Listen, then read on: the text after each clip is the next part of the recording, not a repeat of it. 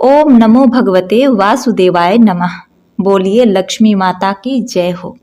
प्रत्येक वर्ष कार्तिक शुक्ल पक्ष की नवमी तिथि को आंवला नवमी का व्रत किया जाता है।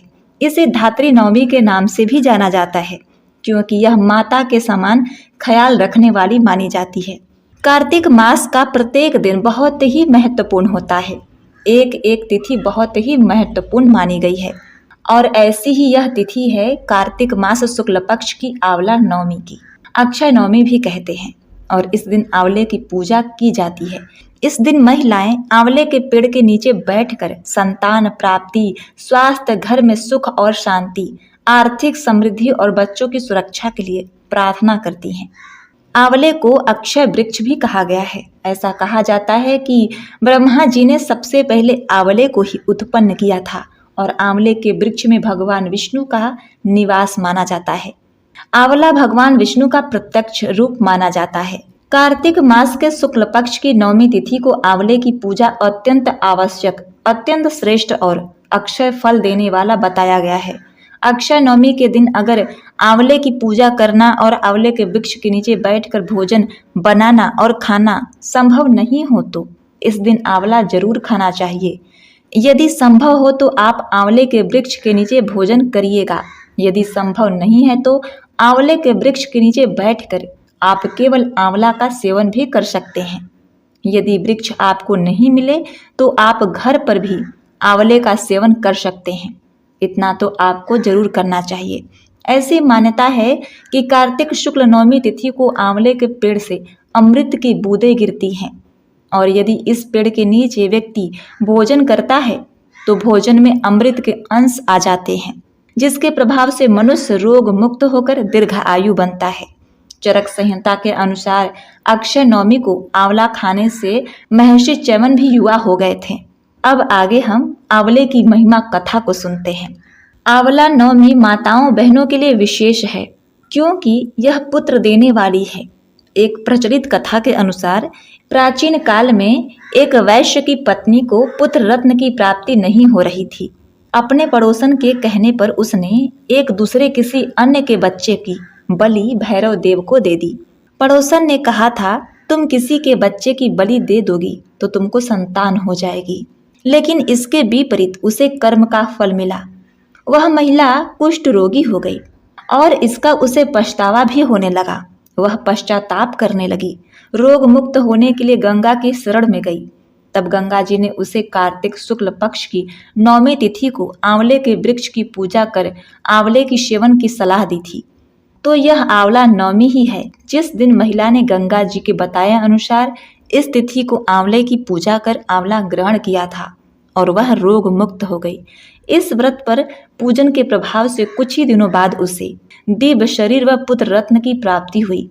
आंवले का पूजन करें, उसके नीचे बैठकर भोजन करना चाहिए, आंवले की परिक्रमा करनी चाहिए। इस दिन शाम की संध्या में आंवले के वृक्ष के नीचे दीप दान करना चाहिए। इस दिन दीप दान करना चाहिए। गरीबों, संतों, महात्माओं को दान करना चाहिए। जो भी हमारे पास धन संपत्ति हो उन्हें आप अपनी इच्छा अनुसार दान करें या फिर आप उनकी सेवा कर सकते हैं। समय निकालकर सेवा करना भी एक दान है। यह अक्षय फल देने वाला है। यदि आपने कोई गुरु मंत्र लिया है तो इस दिन आप इस गुरु मंत्र को भी जप सकते हैं। यदि आप किसी भगवान का नाम जपते हैं तो इस दिन भगवान का नाम अधिक से अधिक बार जपिए, क्योंकि यह अक्षय हो जाएगा, कभी इसका नाश नहीं होगा। इसका जो पुण्य है ना वो लगातार जन्मों जन्म तक आपको मिलता रहेगा।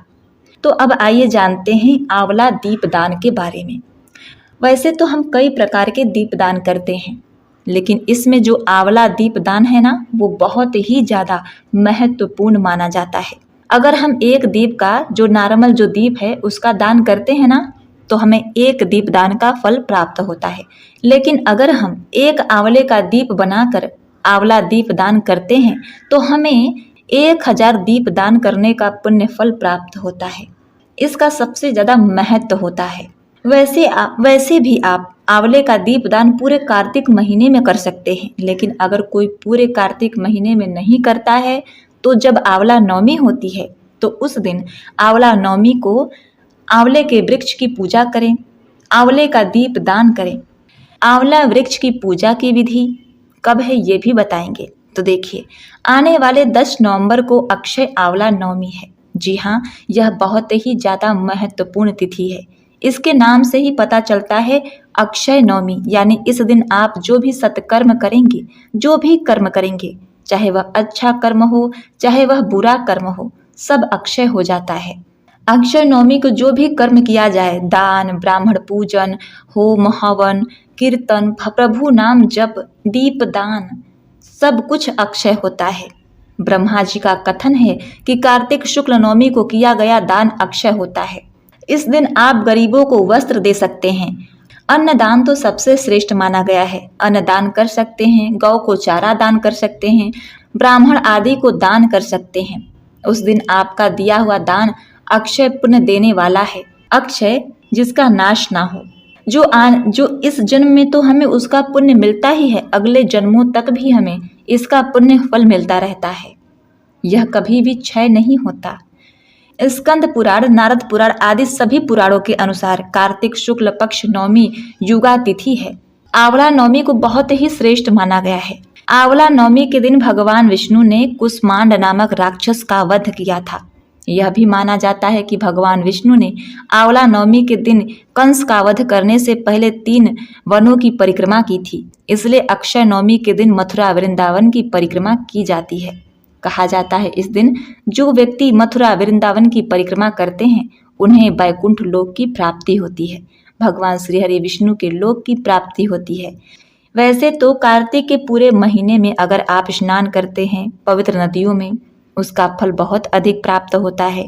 लेकिन अगर पूरे कार्तिक मास में आप किसी भी नदी में स्नान नहीं कर पाते तो मात्र नवमी के दिन स्नान करें तो उससे भी आपको अनंत पुण्य फल की प्राप्ति होती है। इस दिन आंवले के वृक्ष के नीचे भोजन पकाना, किसी ब्राह्मण को भोजन कराना, फिर स्वयं आंवले के वृक्ष के नीचे बैठकर भोजन करना, इससे अनंत गुना पुण्य फल प्राप्त होता है, ऐसी पौराणिक मान्यता है। इससे आपको उत्तम स्वास्थ्य की प्राप्ति होती है और सकारात्मक ऊर्जा की प्राप्ति होती है। श्री हरि विष्णु और माता लक्ष्मी की विशेष कृपा के पात्र आप बन जाते हैं। इस दिन आप जो भी कामना चाहेंगे, संतान प्राप्ति चाहेंगे, धन प्राप्ति चाहेंगे, वो सब प्राप्त होगा। भगवान श्री हरि विष्णु की कृपा से सब पूर्ण होगा। आंवला नवमी देव उठनी एकादशी से 2 दिन पहले मनाया जाता है। ऐसा माना जाता है अक्षय नवमी के दिन ही सतयुग की शुरुआत हुई थी, तो अक्षय नवमी को युगादि तिथि माना जाता है। तो अब जानते हैं आंवला नवमी 2024 में कब मनाई जा रही है।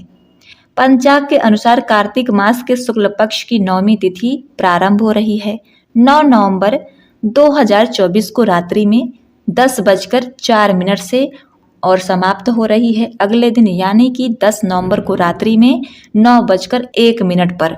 तो उदया तिथि के अनुसार 10 नवंबर 2024 को अक्षय नवमी अर्थात आंवला नवमी, धात्री नवमी मनाई जाएगी। बात करें पूजा के शुभ मुहूर्त के बारे में, तो पूजा का शुभ मुहूर्त आपको प्राप्त हो रहा है सुबह 6:04 से दोपहर के 12:05 तक। कुल अवधि पूजा की होगी आपकी 5 घंटे 25 मिनट की। अब आइए जानते हैं विधि। तो देखिए, प्रत्येक मनुष्य आंवले की पूजा कर सकते हैं, लेकिन विशेष रूप से महिलाओं को आंवले की पूजा अवश्य करनी चाहिए, ऐसा पुराणों में कहा गया है। आंवला नवमी के दिन प्रातः काल जल्दी उठ जाइए, स्नान आदि कर लीजिए, साफ वस्त्र धारण करके आंवले के वृक्ष के पास जाकर विधि विधान से उनकी पूजा करिए। इससे पहले वृक्ष के नीचे अच्छे से साफ सफाई कर लीजिए। इसके बाद आंवले के पेड़ के नीचे पूर्व दिशा में खड़े होकर जल दूध चढ़ाएं, चाहे तो आसन बिछाकर बैठकर भी विधि विधान से पूजा करें। अगर स्थान ना मिले तो खड़े होकर भी आप पूजा कर सकते हैं। धूप दीप अर्पित करके विधि विधान से पूजा करें। पूजा पूर्ण होने के बाद आंवले के वृक्ष की आरती कर लीजिए और अपने परिवार की सुख समृद्धि खुशहाली के लिए कामना कीजिए, प्रार्थना कीजिए कि हे भगवान विष्णु, आप मेरे घर में सदा सर्वदा निवास करिए माता लक्ष्मी के साथ और हमारे दुख दारिद्र को हरिए, हमें संपन्न बनाइए, आप अपने शुभ चरण कमलों में स्थान दीजिए। ऐसी भगवान से प्रार्थना करें। भगवान विष्णु के सहस्त्र नामों का जप करिए, पाठ करिए। ओम नमो भगवते वासुदेवाय नमः, इसका भी जाप कर सकते हैं। या फिर श्री कृष्ण गोविंद हरे मुरारी, हे नाथ नारायण हे वासुदेवाय, हरे कृष्ण महामंत्र का भी जप कर सकते हैं। इस दिन आप ज़्यादा से ज़्यादा भगवान का जाप करिए।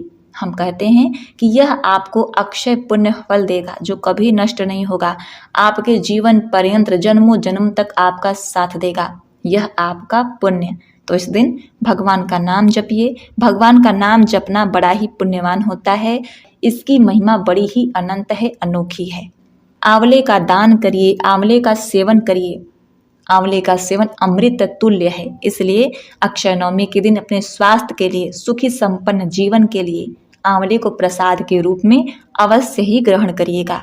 तो अब आइए जान लेते हैं कि इसके बारे में हमारे पुराण क्या कहते हैं। कार्तिक मास महात्म्य कथा में नारद जी ने राजा पृथु को आंवला नवमी के बारे में बड़े ही विस्तार से बताया है। सूत जी कहते हैं कि कार्तिक के शुक्ल पक्ष की चतुर्दशी को आंवले का पूजन करें। आंवले का महान वृक्ष सब पापों का नाश करने वाला है। उक्त चतुर्दशी का नाम वैकुंठ चतुर्दशी है। उस दिन आंवले की छाया में जाकर मनुष्य राधा सहित देवेश्वर श्री हरि का पूजन करे। तदवंतर आंवले की 108 प्रदक्षिणा करे, फिर साष्टांग प्रणाम करके परमेश्वर श्याम सुंदर श्री कृष्ण जी की प्रार्थना करें। आंवले की छाया में बैठकर इस कथा को सुने, फिर ब्राह्मण को भोजन करावें और यथाशक्ति दक्षिणा दें। ब्राह्मणों के संतुष्ट होने पर मोक्षदायक श्री हरि भी प्रसन्न होंगे। पूर्व काल में जब सारा जगत एकार्व के जल में निर्मग्न हो गया था तो समस्त चराचर प्राणी नष्ट हो गए थे। उस समय देवादिदेव सनातन परमात्मा ब्रह्मा जी अविनाशी ब्रह्म का तप करने लगे थे। ब्रह्म का तप करते करते उनके आगे श्वास निकला, साथ ही भगवत दर्शन के अनुरागवश उनके नेत्रों से जल निकल आया। प्रेम के आंसुओं से परिपूर्ण वह जल की बूंद पृथ्वी पर गिर पड़ी, जिसमें से आंवले का महान वृक्ष उत्पन्न हुआ। उसमें बहुत सी शाखाएं और उपशाखाएं निकली थी। वह फलों के भार से लदा हुआ था। सब वृक्षों में सबसे पहले आंवला ही प्रकट हुआ, इसलिए उसे आदिरोह कहा गया। ब्रह्मा ने सबसे पहले आंवले को उत्पन्न किया, उसके बाद समस्त प्रजा की सृष्टि की। जब देवता आदि की सृष्टि हो गई तो वे उस स्थान पर आए जहां भगवान विष्णु को प्रिय लगने वाला आंवले का वृक्ष था। उसे देखकर देवताओं को बड़ा आश्चर्य हुआ। उसी समय आकाशवाणी हुई कि यह आंवले का वृक्ष सब वृक्षों में श्रेष्ठ है, क्योंकि यह भगवान विष्णु को प्रिय है। इसके स्मरण मात्र से मनुष्य गोदान का फल प्राप्त करता है। इसके दर्शन से 2 गुना और फल खाने से 3 गुना पुण्य होता है। इसलिए सर्वदा प्रयत्न करके आंवले के वृक्ष का सेवन करना चाहिए, क्योंकि वह भगवान विष्णु को परम प्रिय एवं सब पापों का नाश करने वाला है। अतः समस्त मनोकामनाओं की सिद्धि के लिए आंवले के वृक्ष का पूजन करना उचित है। जो मनुष्य कार्तिक मास में आंवले के वन में भगवान श्रीहरि की पूजन तथा आंवले की छाया में भोजन करता है, उसका पाप नष्ट हो जाते हैं। आंवले की छाया में जो भी पुण्य करता है वह कोटि गुना हो जाता है। प्राचीन काल की बात है, कावेरी के उत्तर तट पर देव शर्मा नाम से विख्यात एक श्रेष्ठ ब्राह्मण थे, जो वेद वेदांगों के पारंगत विद्वान थे। उनके एक पुत्र हुआ जो बड़ा दुराचारी निकला।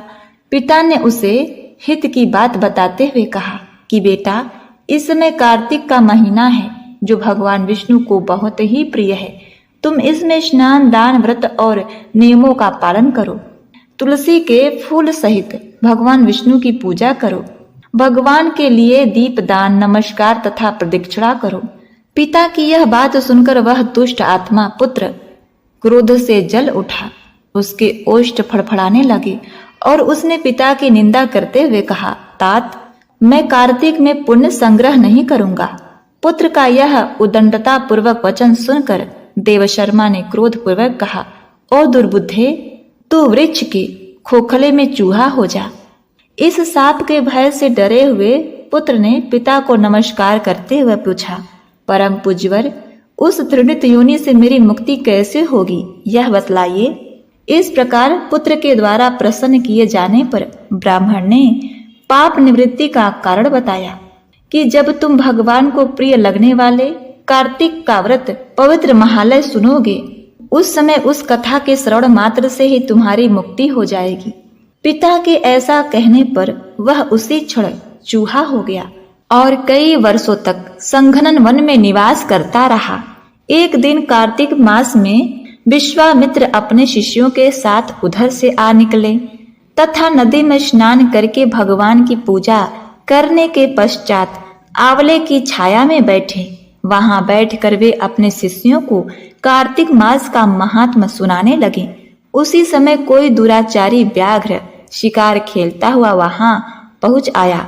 वह प्राणियों की हत्या करने वाला तो था ही, ऋषियों को देखकर उन्हें भी मार डालने की इच्छा करने लगा। परंतु उन महात्माओं के दर्शन से उसके भीतर सुबुद्धि जाग उठी। उसने ब्राह्मणों को नमस्कार करते हुए कहा, आप लोग यहाँ क्या करते हैं? उसके ऐसा पूछने पर विश्वामित्र बोले, कार्तिक मास सब महीनों में श्रेष्ठ बताया गया है। उसमें जो कर्म किया जाता है वह बरगद के बीज की भांति बढ़ता है। जो कार्तिक मास में स्नान दान पूजन करके ब्राह्मण भोज कराता है, उसका वह पुण्य अक्षय फल देने वाला होता है।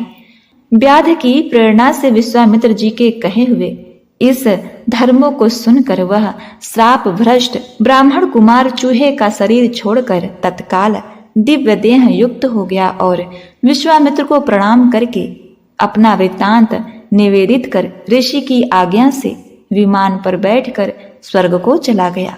इससे विश्वामित्र और शिकारी दोनों को बड़ा ही विस्मय हुआ। शिकारी भी कार्तिक व्रत का पालन करके भगवान विष्णु के धाम में गया। इसीलिए कार्तिक में सब प्रकार से प्रयत्न करके आंवले की छाया में बैठकर भगवान विष्णु के सम्मुख कथा श्रवण करें। जो ब्राह्मण कार्तिक मास में आंवले और तुलसी की माला धारण करता है, उसे अनंत पुण्य फल की प्राप्ति होती है। जो मनुष्य आंवले की छाया में बैठकर दीपमाला समर्पित करता है, उसको अनंत पुण्य फल प्राप्त होता है। विशेषतः तुलसी वृक्ष के नीचे श्री राधा और श्याम सुंदर भगवान श्री कृष्ण की पूजा करनी चाहिए। तुलसी के अभाव में यह शुभ पूजा आंवले के नीचे करनी चाहिए। जो आंवले की छाया के नीचे कार्तिक में ब्राह्मण दंपतियों को एक बार भी भोजन देकर स्वयं भी भोजन करता है, वह अन्न दोष से मुक्त हो जाता है। लक्ष्मी प्राप्ति की इच्छा रखने वाला मनुष्य सदा आंवले से स्नान करे। विशेषतः एकादशी तिथि को आंवले से स्नान करने पर भगवान विष्णु प्रसन्न होते हैं। नवमी, अमावस्या, सप्तमी, संक्रांति के दिन, रविवार, चंद्र ग्रहण तथा सूर्य ग्रहण के दिन आंवले से स्नान नहीं करना चाहिए। जो मनुष्य आंवले की छाया में बैठकर पिंडदान करता है, उसके पितर भगवान विष्णु के प्रसाद से मोक्ष को प्राप्त होते हैं। तीर्थ या घर में जहाँ जहाँ मनुष्य आंवले से स्नान करता है, वहाँ वहाँ भगवान विष्णु स्थित होते हैं। जिसके शरीर की हड्डियां आंवले के स्नान से धोई जाती हैं, वह फिर गर्भ में वास नहीं करता।